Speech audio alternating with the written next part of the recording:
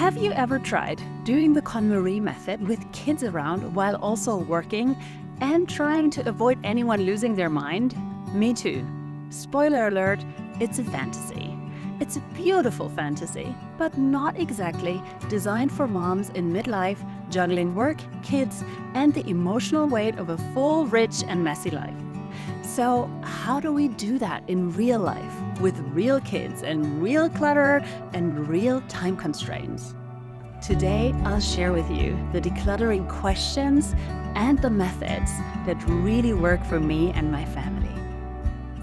Because we all crave space. We deserve to breathe easier in our homes and feel less overwhelmed. Let's make room for our dream lives by letting go of everything that does not serve us.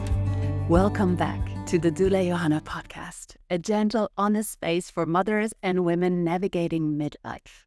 This is where we reclaim our voice, our space, and our power, and learn how to show up for ourselves with the same love and care we've given so freely to others. Think of this podcast as your little life doula, holding space, cheering you on, and offering tools and truths for your next chapter. So now, what does decluttering have to do with all of this? Let me tell you, more than you think. Decluttering is one of the most loving, practical ways I care for my future self. A concept I love thinking about. I want to be kind to my future self, not just the 70-year-old version of me I invest for, but also the me tomorrow morning who walks into the kitchen and will immediately feel calmer and more relaxed if all the surfaces are empty and clean. That can change the entire day. But here's the thing. If I don't intentionally declutter on a regular basis, stuff piles up fast. As a doula, expecting parents often ask me, what do we actually need to buy for the baby? And I always say, you need way less than you think. A couple onesies, some diapers, a car seat, and a carrier, and that's it. If nursing does not work out, you can get some bottles. And if you want to, get a stroller. But you don't need cosmetics or 1,000 toys. This shit will come to your house anyway, as kids are clutter magnets. Everyone and their uncle will feel compelled to bring you things. If you aren't watching the place like a hawk, stuff will accumulate. And suddenly, your home feels more like a storage unit than a sanctuary. I am unfortunately not a naturally tidy person. My parents are both low-key hoarders, and I have this tendency too. If I don't work against it, it creeps in. And when it does, it steals my peace. It makes me snappy, distracted, and overwhelmed. And that's not who I want to be. Decluttering isn't a one-time project, at least not in my life. I am very happy for everyone out there who managed to Marie Kondo their house once and live in peaceful harmony since. But I did, and I learned a lot, but it did not stick. So I had a lot of clutter in my house before becoming a mom, but motherhood definitely multiplies clutter, physical and emotional. Toys, crafts, school papers, but also guilt, nostalgia, and the pressure to get it right. Children awaken parts of us that hold on to things, to memories, to roles. That invisible weight is real. And that's why I believe decluttering is a life skill, not something you do once, but something you practice, especially as a mother. It's a skill I have to return to at least once a season, not just in my home, but also in my mind and my schedule, my relationships, and my phone, because clutter shows up everywhere. And clearing it is how I show up for myself again, especially in midlife, as we are managing all the timelines at once. Kids growing fast, parents aging and dying, old dreams shifting, new roles emerging, a house that holds pieces of every previous version of you and your kids. It's a lot. Decluttering in midlife isn't about becoming a minimalist. I wish. It's really about making space for the life you actually want for you and your family, now and moving forward. So what's your why? If your only motivation to declutter is so people don't judge your messy kitchen, It might work for a day, but it won't last. And it won't feel joyful to go through the process. Sustainable change comes from within. So ask yourself, what is my dream life? What do I want less of? For me, that's for sure stress and chaos and fights. And what do I want more of? I guess for me, it's time, peace, and clarity. Are my surroundings supporting or sabotaging that vision? This is about alignment, not aesthetics. I want to invite abundance to my life, so much so that I will record a whole series of episodes about abundance over the summer. But the first step, before I can even start inviting abundance to my life, is to make room for it. For me, decluttering is about making room for the life that I crave. When life is good, when I'm on top of things, I keep my desk tidy so I can start working the moment I sit down. I know what's in my closet, so I don't waste time when picking out an outfit that makes me feel good. And my husband and I keep the kitchen clean at night so we can start the day with clear focus and intention. Instead of frantically cleaning lunchboxes, I have an extra minute to give to my children and send them off to school with a smile and a kiss. There are some areas where it already totally worked out. In our shower, for example, we only have 4 products: a shampoo, a conditioner, and 2 shower gels, because my husband and I cannot agree on a scent. But that's it. It makes cleaning easier, restocking simpler, and mornings smoother. I'm not aiming for minimalism. I'm okay with having more than I need of certain things as long as they bring me joy. For example, I love reading, and I love that my kids are reading a lot. So I'm happily dedicating a lot of space to books and bookshelves. And I'm a bit of a technophobe, so I am one of those dinosaurs who still have CDs and DVDs in the house, like museum relics. My kids don't have free access to phones or tablets, so that's part of how our home works for us. I am fully aware that your why may be totally different from mine, and that's exactly the point. The goal isn't to arrive at the same aesthetic, but to start from the same question. What kind of life am I trying to build here? And does my home reflect that? And believe me, I am far from perfect. These past few months, I let things slide. Work was super intense and I was exhausted and overwhelmed and just keeping the basics going. But around last week, I picked it up again. One drawer, one pile, one corner at a time. And the shift is immediate. It's not just visual, it's energetic. I am breathing deeper. I'm thinking clearer and I'm feeling lighter. My mood is so much better in July than it was in June. That's the power of this practice.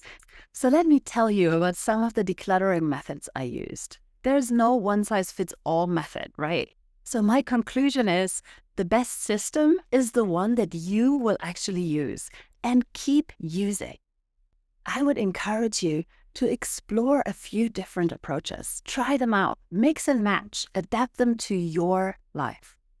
The first one I tried a couple of years ago was the KonMari method.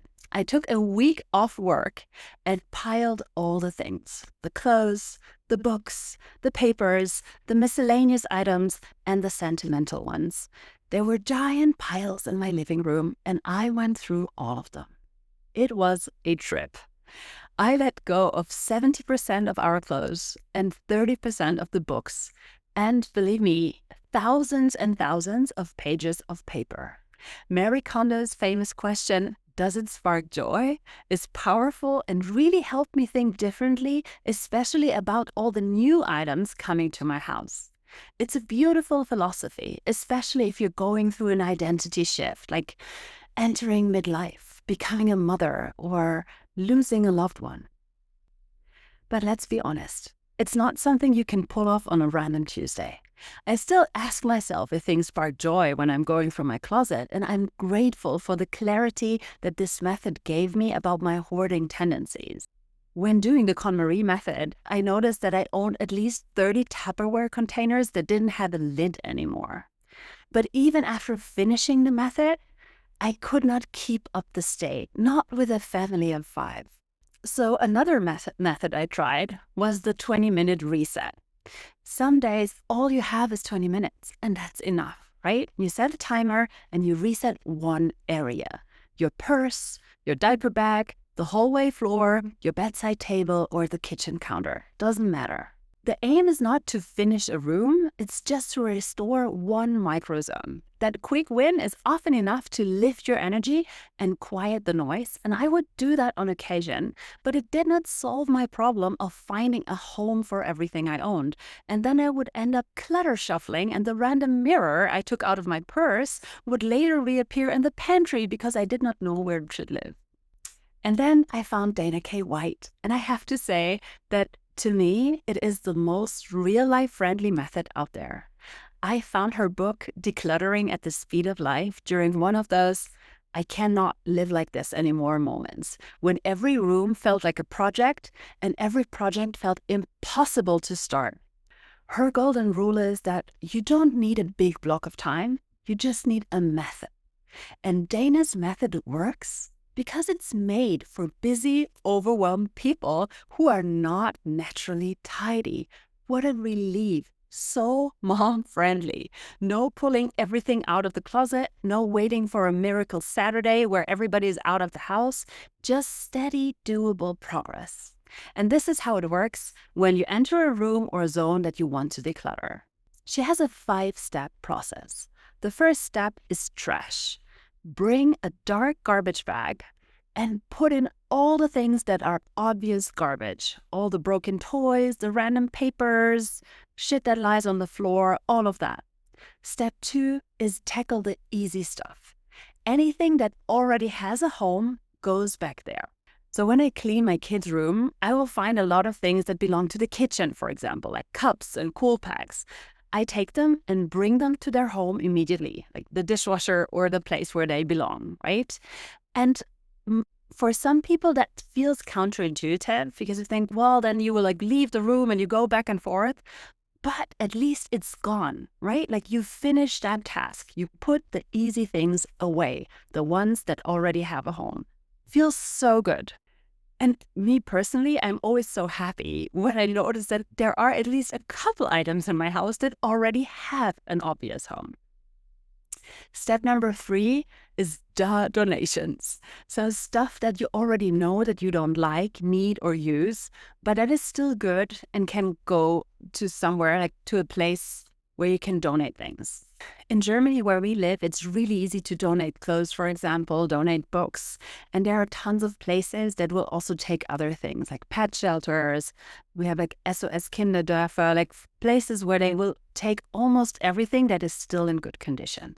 And then step 4 is about the items that you're not so sure about.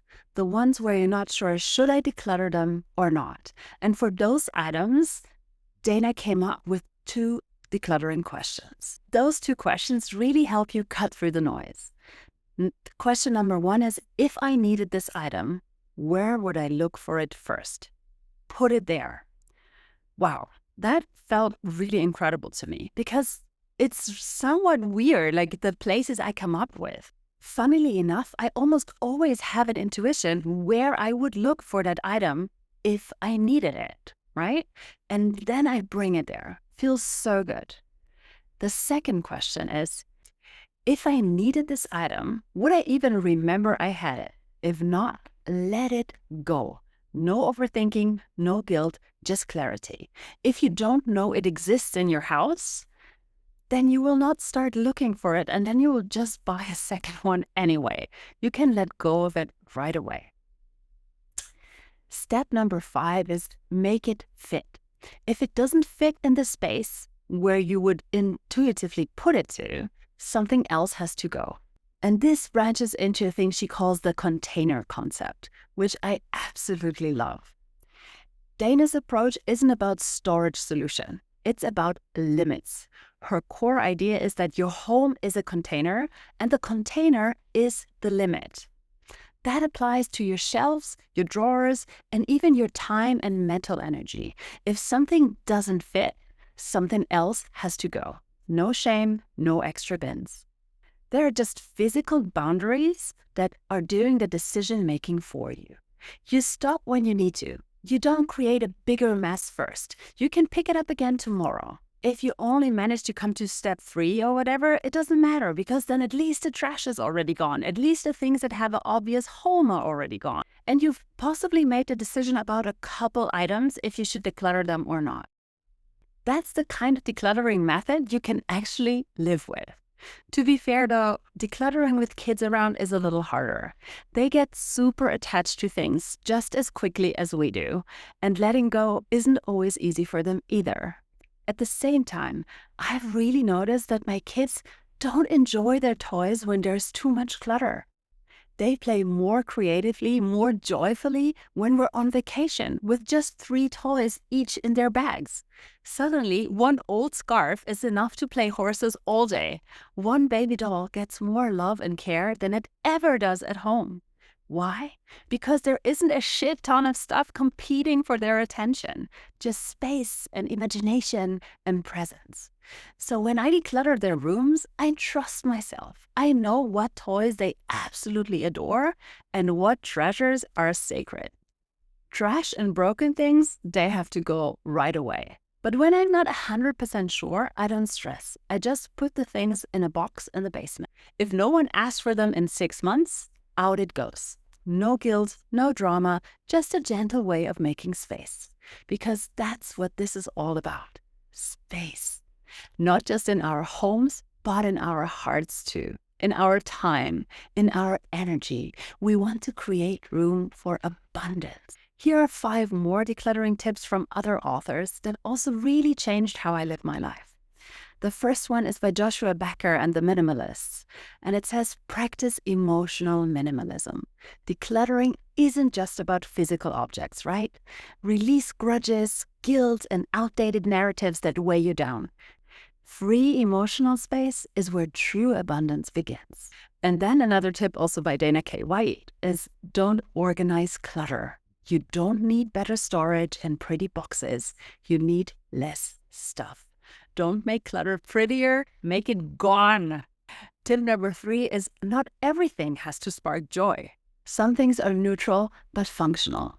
Keep them if they earn their place, like your garlic press. Tip number 4 is also by Joshua Becker and the Minimalists, and it says, release guilt gifts. Just because someone gave it to you doesn't mean you owe it space. The love was in the giving, not the keeping. And tip number 5, that is the one that almost hurts my heart, is by Laura Vanderkam. And it says, your time is the ultimate container. Time is our most precious resource. We should protect it fiercely by decluttering. We can cut down on low-value activities, digital distractions, and yes, also toxic relationships. Let's be honest. I know that decluttering can feel overwhelming. But it doesn't have to be. Sometimes the best way in is to start with one small, very visible spot that you see every day. For me, that's the entrance hall, for example. Creating this little island of calm right there can change the whole vibe of coming home. It's like a daily quiet reminder that you're making space. And here's one last tip for you I tried recently and it worked wonders for me. Declutter your underwear drawer. You will feel so good about it. Take it all out and then ask yourself, if tomorrow a firefighter had to cut off your clothes in an emergency, would you be okay with what you're wearing? So let go of everything that has holes or stains or sad elastic bands. It doesn't have to be sexy, just decent enough that you feel good in it. So whatever you're grabbing in the morning in the dark will be fine for you. You will feel good in it and you will feel okay about the firefighter seeing it. Now, decluttering sentimental things, that's a whole different, much longer story. It takes time, patience, and a gentle heart. If you're interested, I'd be happy to share my process in another episode this summer. For now, just remember, start small. Celebrate those little wins. And above all, be kind to yourself. If you know anyone who would benefit from this episode, please send it to them. I also have room in my life for more subscribers, so if you haven't already, click the button. Until next Friday, take care and remember to be your own life doula.